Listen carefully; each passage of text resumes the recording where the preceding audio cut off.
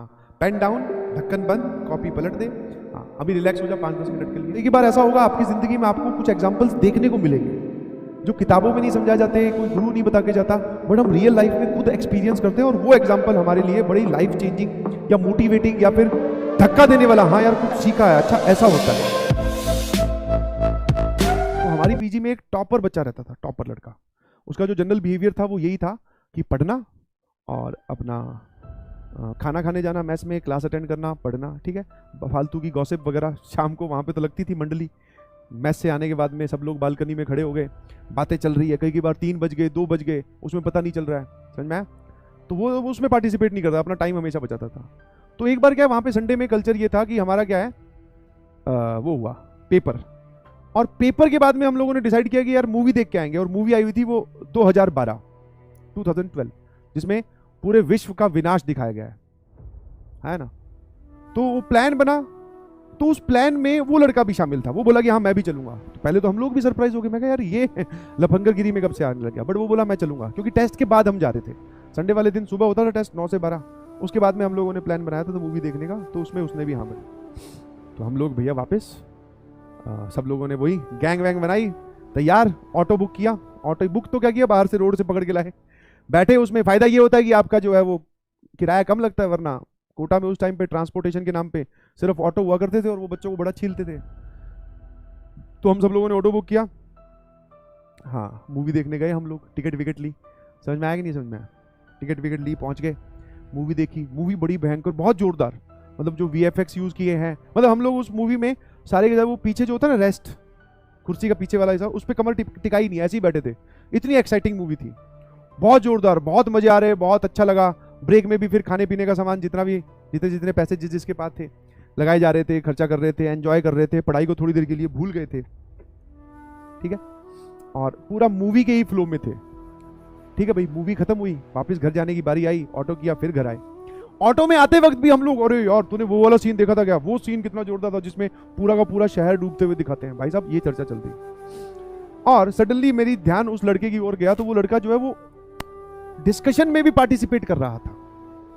ऐसा नहीं है कि चुपचाप एक तरफ। तुम्हारा क्या होगा, टॉपर तुम इमेजिन करोगे या फिर अपने जनरली इमेजिन करें तो क्या होगा कि हाँ भाई चुपचाप बैठा होगा, बोले अब देख ली मूवी, ठीक है।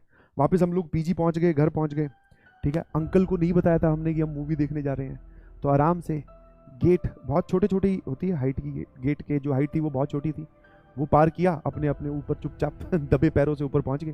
क्योंकि अंकल को पता चल जाए तो वो घर बता देगा, घर मूवी का पता चल गया तो भाई साहब तुम जानते ही हो खेल कहीं और ही चला जाएगा। तो हम पहुंच गए वहां, घर पहुंच गए।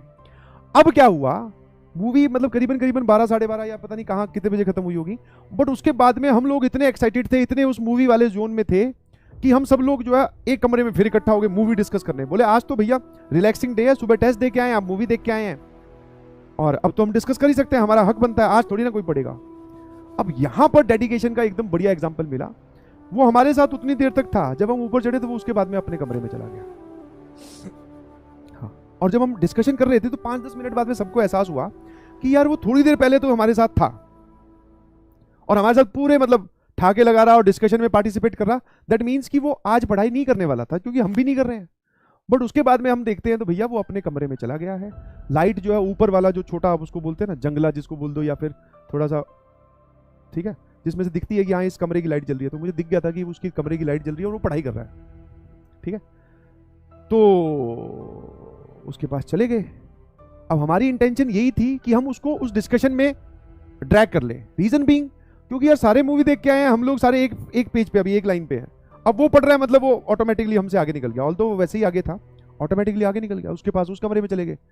और उसने बोला कि ठीक है आप लोग डिस्कशन करो। देखा तो भैया उसने तो DPP निकाल रखी थी अपनी, ठीक है। जो संडे का उसका जो वर्कलोड था टेस्ट की वजह से, एक तो टेस्ट था तो टेस्ट की वजह से काम नहीं कर पाया, दूसरा उसके बाद में हम लोग वो मटर गश्ती करने मूवी देखने चले गए तो काम नहीं कर पाया। अब क्या है, जब उसके कमरे में घुसे तो उसने DPP निकाल रखी, तो DPP सॉल्व करने बैठ चुका था वो। तब वहां से मुझे एहसास हुआ, मैंने उसको बोला भी, हम लोगों ने बोला आजा भाई बात करते हैं, डिस्कशन करते हैं, क्योंकि जो दूसरा कोई पढ़ रहा हो तो ज्यादा दुख होता है। सब ना पढ़े दैट मीन्स इक्वल स्टोरी है, इक्वल है, बट जो दूसरा कोई पढ़ रहा हो तो ज्यादा दुख होता है, भाई तू क्यों पढ़ रहा है। तो हमने कोशिश की उसको ना पढ़ने देने की, बट वो नहीं माना। बोले कि यार मेरा जो है ना आज का जो DPP और जो होमवर्क है वो पेंडिंग है, और मुझे कल की क्लास से पहले ये कंप्लीट करना ही है और कल शाम को क्लास 4 बजे होगी, ठीक है। मैंने कहा यार ये बहुत सही आदमी है। उसकी ये बात सुन के हम सब लोगों के चेहरे उतरे, मतलब हम लोग सीरियस हुए, फिर अपने अपने कमरे में गए, फिर पढ़ने बैठ गए ना। इसको बोलते हैं डेडिकेशन, समझना। इसको बोलते हैं तुरंत अपना जोन स्विच करना, जो कि हर एक इंसान नहीं कर सकता, और जो कर सकता है फिर वही टॉपर बनता है, समझना।